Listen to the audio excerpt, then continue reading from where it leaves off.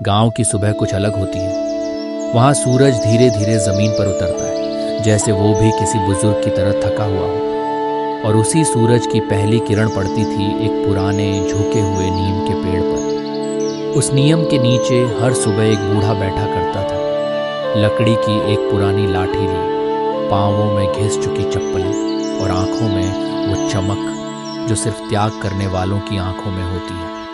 लोग उन्हें हरिराम दादा कहते थे, मगर कोई नहीं जानता था कि उस मुस्कुराते चेहरे के पीछे कितनी भूख, कितनी तन्हाई और कितना टूटा हुआ अतीत छुपा था। कभी यही हरिराम गांव के स्कूल के सबसे लोकप्रिय शिक्षक थे। वो पढ़ाते थे गणित, हिंदी और विज्ञान। उनकी कक्षा में बच्चों की आवाजें गूंजती थी और गलियों में उनका नाम आदर से लिया जाता था। हर बच्चा जानता था कि दादाजी अगर डांटते भी हैं तो उसमें भी प्यार होता है। हरिराम के पास बहुत कुछ नहीं था, एक पुराना घर, एक प्यारा बेटा रवि और उसकी बहू सुनीता, पर उनकी दुनिया पूरी थी। उनका पोता राजू जब गोद में आता था और उसके छोटे छोटे हाथ उनको खींचते थे, तब लगता था कि उन्हें और कुछ नहीं चाहिए। पर जिंदगी की किताब में हर पन्ना खुशियों से नहीं भरा होता। एक रात रवि और सुनीता शहर जा रहे थे। रास्ते में कार से टक्कर हुई और सुबह गांव में सिर्फ एक खबर पहुंची, हरिराम मास्टर जी का बेटा और बहू अब नहीं रहे। गांव थम गया और दादाजी वो बस चुप रह गए। उन्होंने रोया नहीं, शायद आंसू भी डर गए थे उस दर्द से। अब बचा था सिर्फ छोटा सा राजू, 3 साल का, मासूम आंखें जिनमें अब माँ बाप की परछाइयां बसती थी। हरिराम ने खुद को नहीं, उस बच्चे को जीने का वादा किया। हरिराम ने नौकरी छोड़ दी। उम्र और दुखों ने शरीर को कमजोर बना दिया था। पेंशन के जो थोड़े बहुत पैसे आते थे, उन्हें जोड़ जोड़ कर दादाजी ने राजू की किताबें खरीदी, यूनिफॉर्म सिलवाई और स्कूल भेजा। खुद क्या खाते थे? कभी बची हुई रोटियां, कभी गांव की काकी चुपचाप एक कटोरी में खिचड़ी रख जाती थी। पर दादाजी किसी से भीख नहीं मांगते थे। उनका स्वाभिमान अब भी मजबूत था। जब राजू हाई स्कूल पास करके शहर पढ़ने चला गया, दादाजी की दुनिया और सूनी हो गई। पर हर महीने वे राजू को चिट्ठी लिखते थे। बेटा, यहाँ सब ठीक है। नीम का पेड़ अब भी रोज सुबह की चाय के साथ तुम्हें याद करता है। तू बस मन लगाकर पढ़, बाकी सब भगवान पर छोड़ दे। तुम्हारा दादा। राजू जवाब देता था।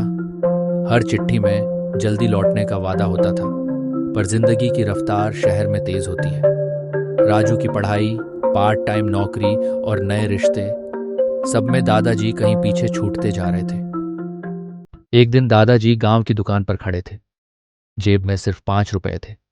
उन्होंने दुकानदार से पूछा, रामू, थोड़ा आटा मिलेगा उधार? रामू ने कहा, दादाजी, आपसे कभी उधार नहीं लूंगा, बस इसे तोहफा समझिए। पर दादाजी ने वो आटा नहीं लिया। वो घर लौट आए और उस रात बस पानी पीकर सो गए। ऐसी रातें अब आम हो गई थी। कभी खुद खाना छोड़कर पड़ोसियों के बच्चों को खिला देना, तो कभी नीम की छांव में लेटकर भूख को कहानी में बदल देना। धीरे धीरे शरीर जवाब देने लगा।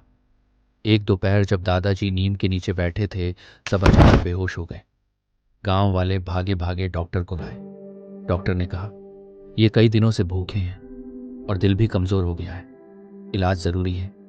पर दादाजी ने धीरे से कहा, इलाज में पैसे खर्च मत करना, किसी बच्चे की फीस भर देना उससे। मुझे जीना नहीं, तुम्हें जीते देखना है। डॉक्टर ने राजू को फोन किया। राजू ट्रेन पकड़कर तुरंत गांव पहुंचा। जब वह नीम के नीचे पहुंचा, दादाजी बहुत कमजोर हो चुके थे। राजू ने रोते हुए पूछा, दादाजी, आपने क्यों नहीं बताया कि आप इतनी तकलीफ में हैं? दादाजी मुस्कुराए और बोले, तू जब हंसता था ना बेटा, तो मेरी भूख अपने आप मर जाती थी। उस रात दादाजी की आंखें नीम की छांव से आकाश की ओर टिकी थीं। वो बोले, राजू, एक वादा कर मुझसे। अगर तू बड़ा अफसर बन जाए तो इस गांव में एक स्कूल खोलना, उन बच्चों के लिए जो मेरी तरह भूख में भी पढ़ना चाहते हैं। राजू ने रोते हुए कहा, ठीक है दादाजी। अगली सुबह सूरज निकला, पर हरिराम दादाजी उस नीम की छांव में हमेशा के लिए सो गए। समय बीता।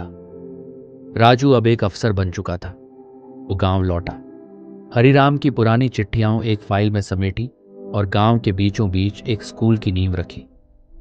हरिराम ग्रामीण विद्यापीठ। स्कूल के गेट पर एक बोर्ड लगा था, शिक्षा वो दीप है जो एक भूखे दादा की लौ से जला है। अब राजू हर महीने एक चिट्ठी लिखता है, उसी पुराने नियम के पेड़ के नीचे बैठकर। प्रिय दादाजी, स्कूल चल रहा है, बच्चे आपकी कहानियां सुनते हैं, कुछ भूखे पेट पड़ते हैं पर मुस्कुराते हैं। मुझे लगता है आप अब भी यहीं हैं, उसी नियम की छांव में। आपका राजू। कोई जवाब नहीं आता, पर हवा में कभी कभी एक मुस्कुराहट महसूस होती है। शायद दादाजी अब भी वहीं बैठे हैं, अपने सपनों के स्कूल की खिड़की से झांकते हुए। यदि यह कहानी आपके दिल को छू गई हो तो कमेंट में दादाजी को श्रद्धांजलि जरूर लिखें।